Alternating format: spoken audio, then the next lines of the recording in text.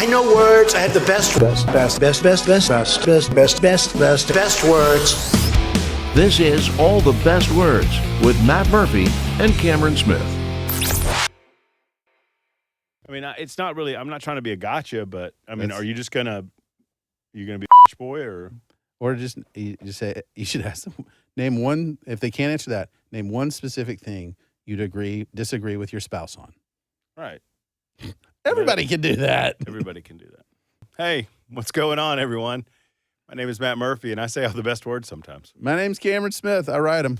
And this is the All the Best Words. We've been out for a week. I apologize missing last week for the loyal 90 or so of you that watch on a weekly basis. We appreciate you, and please tell friends or neighbors. Absolutely. Yeah. No, I could have. I thought about it. You know,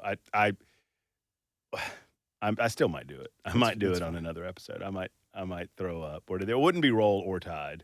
Yeah, I got to come up with some other words like tank tide or, hurt my soul tide. Loaf tide. You know, did you know that was apparently loafing is like a technical football term? I didn't know this. I didn't either. And somebody said, I don't know if they were kidding or not, but like it literally means something. Like lagging out of the play, awareness, or it's like there are elements to loafing.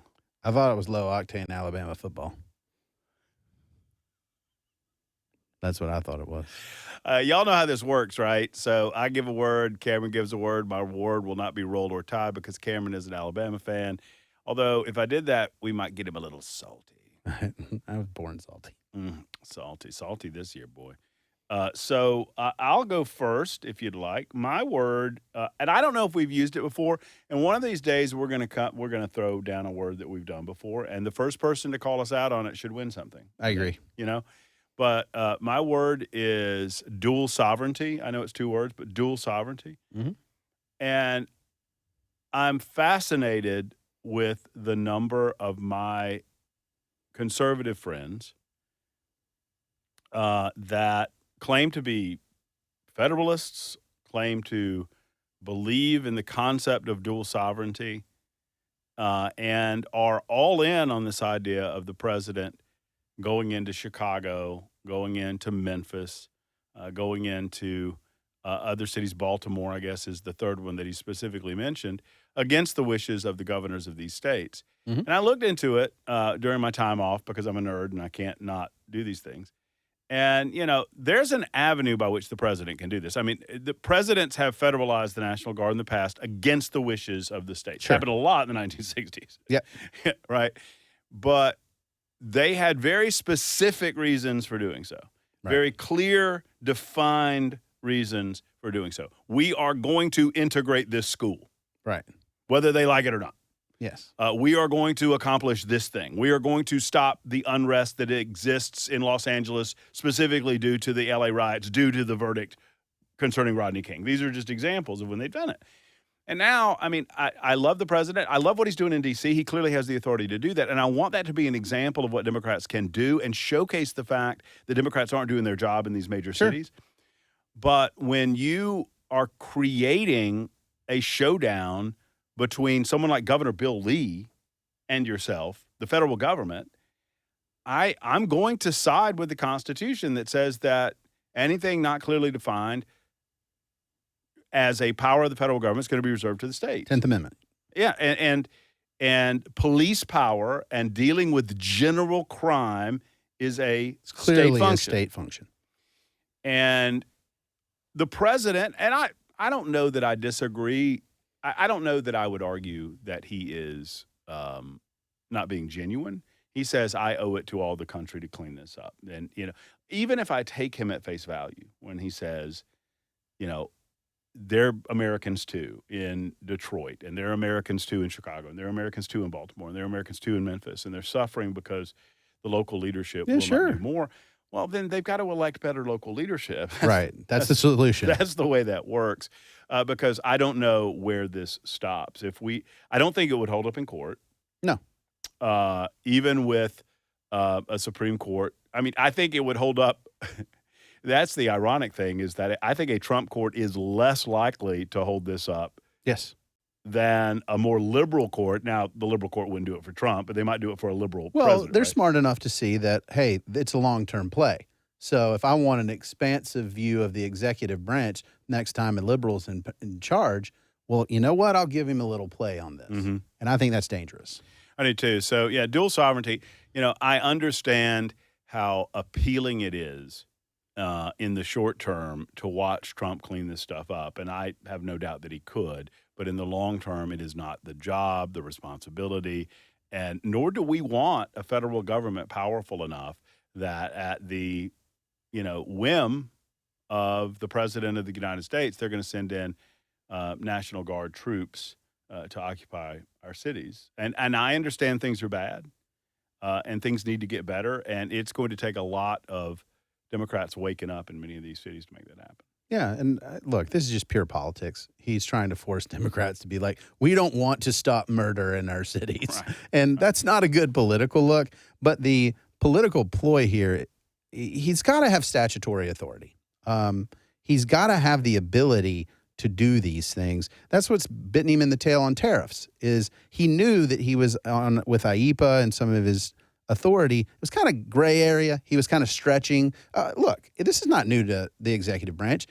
Biden did it with the student loan repayment. You've seen Obama do. I mean, this has been every executive is like, I just want to be as powerful as possible. Well, it makes Obama- my life. Yeah. It makes my life a lot easier if I can do what I want. Right. I call that government by Ron Swanson. In Parks and Rec, when Ron Swanson says, here's my license, and it was a piece of paper that just said, I can do what I want. Mhm. I get that. But that's the reason we have checks and balances. That's the reason we have a Congress, in theory, that's supposed to be the most powerful branch that's saying, we are the ones that enact the laws that give you the authority to do stuff. And you have a judicial branch that's saying, we're interpreting the Constitution and applying it to what you're doing and saying whether you're running afoul of that. And if you don't have those things, then I don't care whether you're Republican or Democrat. I'm not going to play ball with you because we need those checks and balances on the federal government. Right.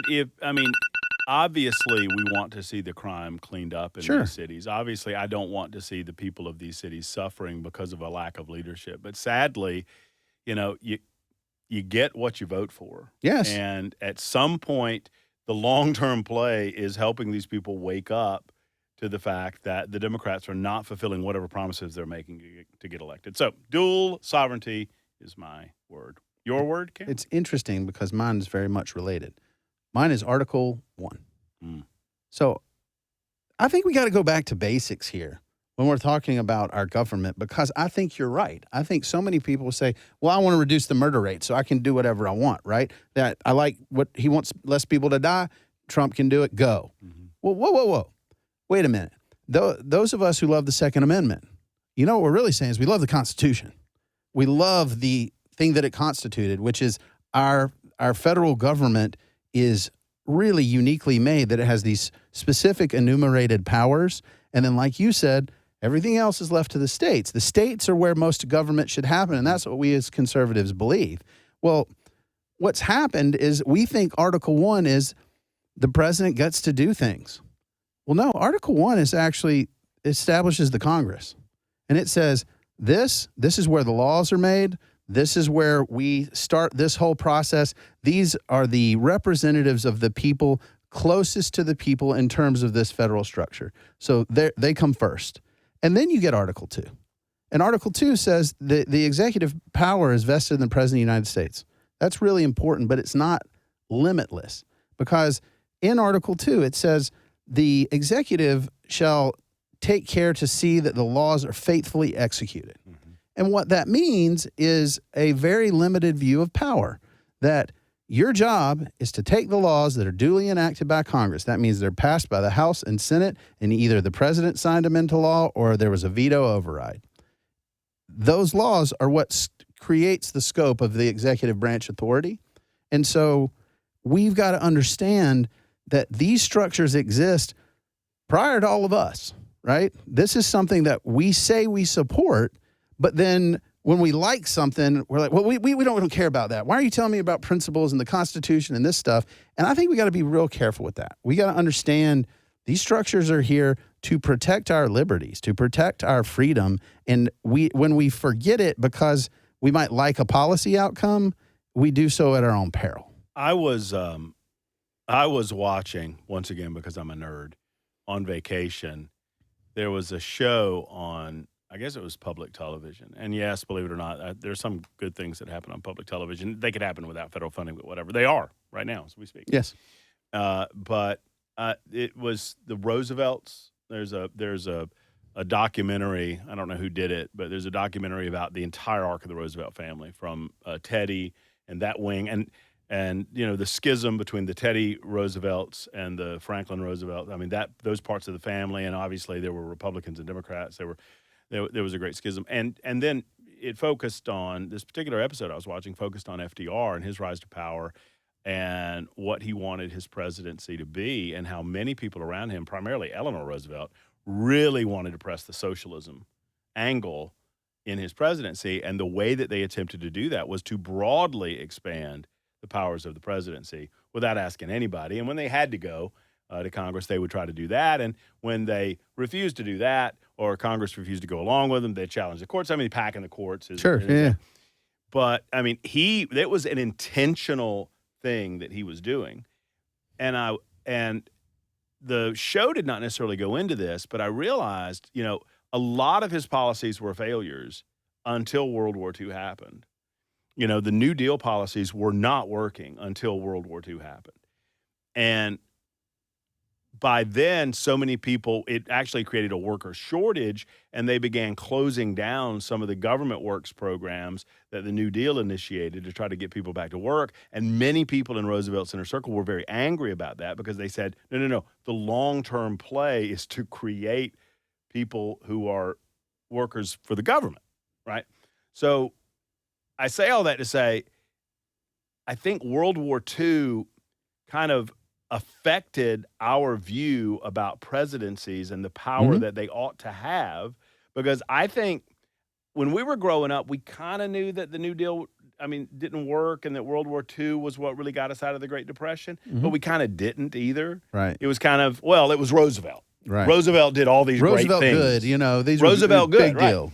And I'm like, no, Roosevelt advanced the idea of this all-powerful presidency, and we've never gotten back away from it. I mean, there have been, Eisenhower to a certain degree was a little lesser than, but then we just continue to advance this idea that the president has to be involved in every little aspect of every little thing. And it was never, to your point, Article 1, it was never intended to be that way. Yeah, and it's very hard, but we need a president. It's not going to be Trump. I'll just say that. No. We need a president who will make the executive small again. Enact something like the REINS Act, where all the power that Congress tries to give away so they're not accountable, now they got to vote on it. Right. Right? Make the Right. Congress great again, and man, that's a heavy lift. We need my favorite, Calvin Coolidge, my favorite president of all time. If you don't know anything about Calvin Coolidge, look him up.